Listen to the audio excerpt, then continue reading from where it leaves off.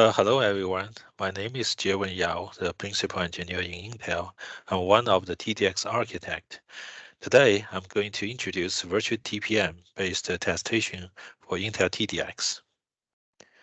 And here's a legal disclaimer. Here's today's agenda. First, I would give a background introduction for the virtual TPM, why we need it, and the challenge. Second, I will introduce the vTPM architecture for the Intel TDX. Third, I will brief talk about our planned implementation. First, let's see what the TDX attestation today. The figure represents the TDX attestation on the OEMF and the Linux operating system. The UEFI standard defines the EFI CC measurement protocol and CCER ACPR table. The EFI CC measurement protocol is to abstract the measurement extension in confidential computing environment, while the CCER ACPR table is to abstract the corresponding event log in confidential computing environment. At boot time, the Open Virtual Machine Firmware, OVMF, will install the EFI CC measurement protocol to allow other components to extend the measurement without knowing the detail of TDX. For example, Linux Grub 2 is enlightened to consume the EFI CC measurement protocol to extend the Linux kernel and initrd. The TDX architecture defines one TD measurement register, MRTD, and four runtime measurement register, RTMRs. The MRTD is used by the root of trust for measurement, which is Intel TDX module. The MRTD records the measurement of the TDX virtual firmware boot firmware volume. The four RTMR are used by the chain of trust for the measurement, which is the TDX virtual firmware. The RTMR records the dynamic information input from the VMM, such as TD configuration, ACPR table from the QEMU, OS kernel on the virtual disk, etc. We designed the TDX measurement register in a way similar to TPM PCR. For example, PCR0 records the firmware code, which can be mapped to MRTD. PCR1 records the firmware configuration, and PCR7 records the secure boot policy. They can be mapped to RTMR0. PCR2 and 6 record the third-party information, which is mapped to RTMR1. PCR 8 to 15 are for the operating system, which is mapped to RTMR2. The CCER ACPR table includes a set of event log entry, which includes a digest extended to the RTMR and the description of the measurement component. It's very similar to TCG event log. In order to verify a TD, the verifier can get the TD report, which includes the MRTD and RTMRs. The TD report can be included the TD code for remote attestation. The verifier can also get the CC event log table for fine granularity verification for the event. All that works. The only problem is that we need to enlighten the attestation infrastructure to let it understand the new format of TD code, TD report, and CC event log. Currently, the most widely used attestation mechanism is TPM-based attestation. The TPM can be used in a virtualization environment. The first vTPM paper was presented in Usenix 2006. Later, the TCG standardized a virtual platform architecture specification in 2011. Currently, vTPM was deployed in existing hypervisor, including Hyper-V, KVM, and VMware, etc. For example, the OVMF includes a vTPM driver. As such, we think it is possible to enable the TPM-based attestation for the confidential computing. Before we jump to detail of vTPM for TDX, let's recap the virtual TPM architecture.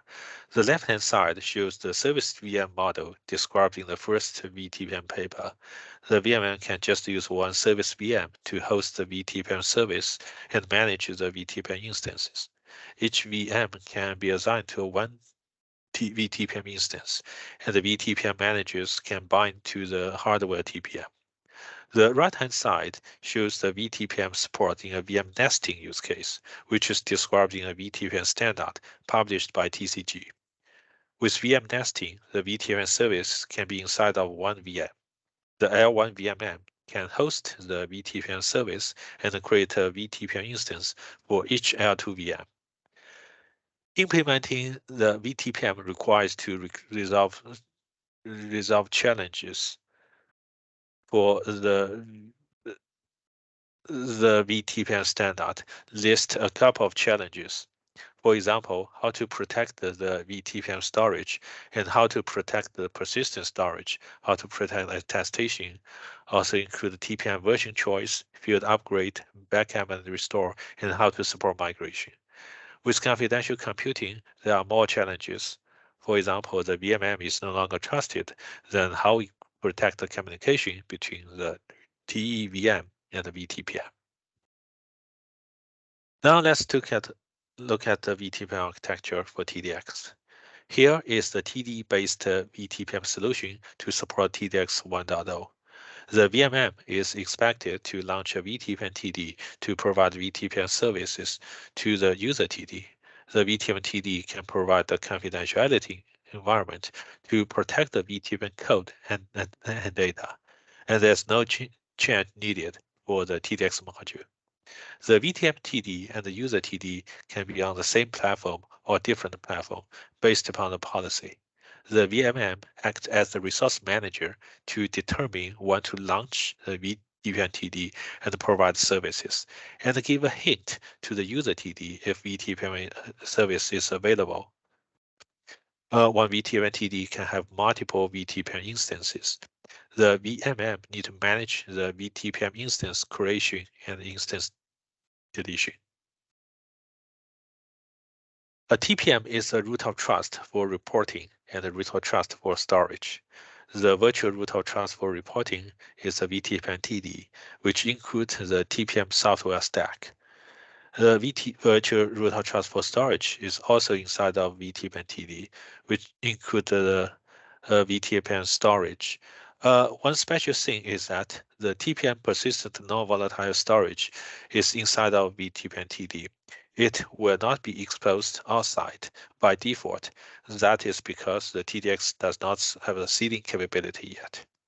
The expectation is that the VMM launches the vTPM TD and always keep it alive. We do not provide the NV storage property by default in the reference vTPM code, and it should be enough to support a attestation use case. However, if a use case requires a persistent NV storage, the integrator can host the NV storage service to provide NV storage to the vTPM TD. We will leave the whole solution to the NV storage provider because the NV storage service will become the TCP of the whole solution. The virtual root of trust for measurement is unchanged. It is still TDX module. The vTPM solution is agnostic to the TDX module. It will still create MRTD for the user TD virtual firmware. The user TD set up a secure session with vTPM TD. They need to perform mutual authentication. TDX module need to create the TD report for the user TD, and the vTPM need to extend the user TD report to the PCI 0 as evidence for the initial TDX virtual firmware. Each TPM is provisioned with the EK certificate as its identity. It's same for the vTPM. When vTPM instance is created, the vTPM TD will generate a EK659 certificate, which is different from the physical TPM. The vTPM EK certificate includes a TD report as an endorsement. The TD report is embedded as the OID for the X59 certificate. As such, when the verifier checks the vTPM instance EK cert, it actually checks the TD report in the certificate instead of a root CA endorsement. This figure shows a TD launch flow with vTPM. First, the VMM will launch a vTPM TD. That can be done only once when the vTPM is required. The VMM can create a vTPM instance in the for the user TD. Then the VMM will launch a user TD and provide a TD hub to inform the presence of the vTPM to the user TD. When user TD knows the presence of a vTPM, it will extend the measurement to the vTPM instead of RTMR register. In order to protect the communication between user TD and the vTPM TD, the user TD needs to establish a secure session with vTPM TD. They can use a known good session protocol such as network TLS or DMTF defined as PDM 1.2. The session needs to support mutual authentication, which gives chance to let user TD and the vTPM TD return the TD report or TD quote to the peer in a X59 certificate. Also, both user TD and the vTPM TD need to make policy decision if they want to continue the session establishment. For example, the policy could be both user TD and the vTPM TD are from the same vendor, or both user TD and the vTPM TD are from same system, etc. Once the secure session is established, any TPM command can be sent inside of the secure session, which provide the confidentiality and the integrity protection, including the rollback protection. For example, the AED encryption such as AES GCM can be used. Now the secure session is established. Let's see what the runtime flow to TPM command and response. Both user TD and the vTPM TD has associated shared buffer for the encrypted TPM command or response. In step 1, the user TD encrypt the TPM command and put it to a shared buffer. Step 2, the user TD notify the VMM the command is ready. 3, the VMM can copy the command from the user TD's shared buffer to vTPM TD's shared buffer. And step 4, the VMM will notify the vTPM TD, say that the command is ready for process. Then the vTPM will read the encrypted command, decrypt it, and process the command. In step 6, the vTPM prepare the TPM response and encrypted response put to a vTPM shared buffer, and use same way to notify VMM, and the VMM will copy data back, and the VMM will notify the user TD. The response is ready. Finally, in step 10, the user TD read the encrypted response from the shared buffer and decrypt the TPM response. In the whole design, we want to minimize the change inside of a user TD. As such, we only change the vTPM device driver. The high-level TPM software stack, like TSS, is unmodified. The main use case for vTPM is to support attestation. Let's see how that is supported with vTPM. A normal TPM-based attestation includes two parts. Part 1 is to get the TPM EK certificate and verify the authenticity of a TPM hardware. Part 2 is to get the TPM PCR value and TCG event log and verify the whole platform. A vTPM-based solution is similar. It includes the vTPM EK verification and user TD verification.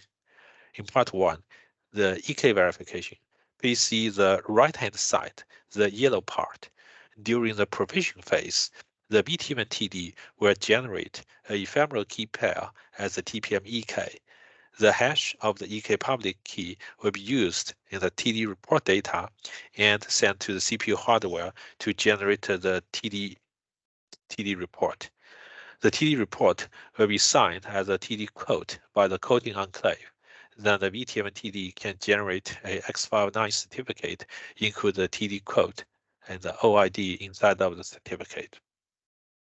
When the verifier can get the EK certificate, it can check the endorsement by evaluating the TD quote.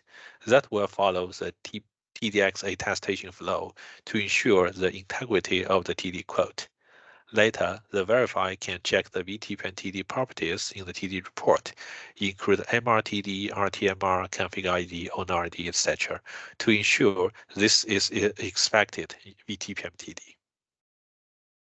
Part 2, the user TD verification. Please see the left-hand side, the orange part. That follows the standard TPM attestation flow. Whenever a user TD wants to extend the RTMR register, it now needs to extend to the virtual TPM PCR register, following the TCG platform firmware profile specification. The vTPM PCR finally includes all measurement from the user TD, including the TDX virtual firmware, gas kernel, initRD, etc., or the OS application if IMA is enabled in Linux system. One special thing is that TDX virtual firmware code is measured into MRTD by the TDX module. As such, we need a way to put the MRTD value to the PCR0. Here we rely on the mutual attestation. After a vTPM gets the user TD quote, the vTPM TD extends the TD report to the vTPM instance, PCR0 directly. That is the only special thing we need down in the vTPM TD. Whenever a VMM wants to verify user TD, it follows the standard TPM attestation flow.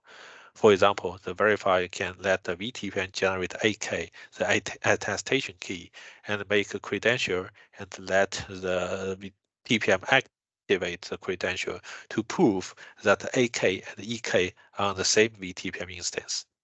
Then the verifier let the vTPM sign the PCR value with AK to make it a TPM quote. The verifier can then verify the TPM quote and the corresponding TCG event log. As we said before, the benefit is that the application doesn't need to change to handle the TDX specific thing. And here is the final attestation flow. I only put the endorsement key and the user TD here. First, the TPM attestation service get the vTPM EK cert from the user TD. The user TD will read the NV index from the vTPM instance and return back to the attestation service. Usually, the EK cert retrieve can only done by once because we do not expect the TPM EK change at runtime. In our case, if the vTPM TD is updated, then the TD report will be different than the TPM EK cert will be updated. Note that the attestation key generation is very use case specific. As such, I did not put it here. You can refer the link to see what the best practice recommended in TPM2 software community. Once vTPM proves that the AK and EK are on the same TPM instance, the attestation service can ask user TD to provide a TPM quote signed by AK and ask the TCG event log. Then the attestation service can verify the user TD according to the appraisal policy defined in the TCG standard. Now let's revisit the challenge we presented before. First, to protect the virtual TPM storage, we have a TD to provide confidentiality in the integrity of the vTPM. To protect the NV storage, we put the NV storage inside of a vTPM TD. This is not persistent NV storage. If a vTPM TD is teared down, the vTPM instance and the NV storage does not exist anymore. However, the VMM may choose to keep the TPM alive and only reset the user TD. In that case, when the user TD boot again, the user TD can continue to use the same vTPM instance and its NV storage. VMM need to ensure that the same vTPM instance is assigned to the user TD. Otherwise, the user TD cannot unseal the data from the new TPM NV storage. To support attestation, we use a combined attestation model as we described before. A different TPM version is no longer a problem since the industry has moved to TPM 2.0 and there's no need to support TPM 1.2. Field upgrade for the vTPM requires the TD report. Once the TD report is changed, then the EK cert is updated. vTPM backup and restore is not supported. The vTPM TD manages the vTPM instances. Migration can be supported in TDX 1.5 that the vTPM TD can be migrated to another platform. A special challenge in the confidential computing is the secure communication between TD and the vTPM, and they need to establish a secure session and transport any TPM command inside of the session. The code-based attestation can be used in a secure session, such as remote attest TLS or SPDM. And finally, let's look at the implementation. Here, we list the components involved in the vTPM solution. First, we need a vTPM TD. It includes TPM2 features defining TPM library specification such to support the attestation use case, as an example. The vTPM TD needs to support the secure session-based communication to receive the TPM command and send TPM response in the session. The secure session uses a code-based attestation to allow TD attest each other. The vTPM TD can support multiple vTPM instances. As such, the whole system can only have one vTPM TD to serve all REST user TDs. However, the architecture allows the VMM to launch 2 or more vTPM TD and let each user TD connects to a different vTPM TD. That architecture is flexible. Second, we need to enlighten the VMM, including the KVM and the QEMU, to support multiple user TD to vTPM instance communication. That is because the VMM is the resource manager. It should manage the vTPM instance creation and destroying, and also the vTPM TD launch and teardown. Third, we need to enlighten the vTPM device driver in the guest virtual firmware and the guest OS. TCG defined the TPM platform TPM profile. It requires the TPM to expose TRS or CRB interface and put plain text of the TPM command. Here, since the vTPM is out of TCB, we cannot use plain text TPM command. The vTPM device driver needs to create a session with vTPM TD and encrypt the TPM command and decrypt the response. We expect the change is limited to vTPM device driver and the software TPM software stack TLS and keep it as is.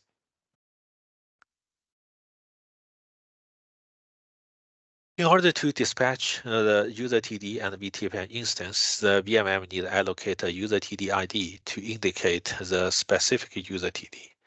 The ID will be used to match the user TD and the specific vTPM instance in a different secure session. The vTPM TD uses this TD ID to find the expected vTPM instance. Note that user TD ID just a hint. There's no security property there. Following figure shows the user TD1 set up a session with vTPM instance 1 and user TD2 as a session with a vTPM instance 2. Those two sessions are different. Here is the guest OS support. The guest kernel already includes a set of TPM device drivers such as CRB TPM, TRS TPM, I2C TPM, FTPM, etc. We can add the TDX specific vTPM support in guest kernel. As implementation choice, we can also use the HVE handler to hook the TPM MMIO space access. We will see what the best way to upstream. Since we require secure session for the vTPM, that means the vTPM device driver need to maintain the secure session. We evaluated the TLS and SPDM. It seems that there's difficulty to have a TLS session in the kernel, so we inclined to use SPDM in that context, which is much simpler. The vTPM TD just need to use AEAD algorithm such as AES GCM to encrypt or decrypt. The guest virtual firmware need to be updated to add vTPM support. It will pass the TD hop from the VMM and know the presence of vTPM. It needs to establish a attested secure session with the vTPM TD. Here we use SPDM. To follow the TCG standard, TDVF will expose EFI TCG2 protocol defined by the TCG and allow other components to use the vTPM. Since the graph is already consumed the EFI TCG2 protocol, no graph change is needed. The OS cannot use the EFI TCG2 protocol, but OS vTPM driver need to know the secure session information. As such, the TDVF will pass the session key to the vTPM specific ACPI table to the guest OS kernel driver. The content of the ACPI table include the 2-direction AEAD session keys, 2-direction AEAD IVs, and 2-direction sequence number according to the SPDM protocol. We did prototyping in TDVF and noticed that there are 28 TPM cores during the boot phase, including 1 TPM startup, 5 times get capability, and get the TPM information, such as algorithm, active PCR bank, and max command size, etc. There are 21 PCR extent in our context, but the final number might be a little different based upon how many features are included. The figure shows the boot flow, and the blue line means the secure session, and the blue line box means the components need to be enlightened, including the vTPM device driver in TDVF and the guest OS, and the vTPM CPI table. To summarize our talk, the attestation is an important feature for confidential computing, and the vTPM could be a candidate to support the attestation for the compatibility of the existing applications. And we need to enlighten the guest TDs to support vTPM-based attestation. So here's all for my talk.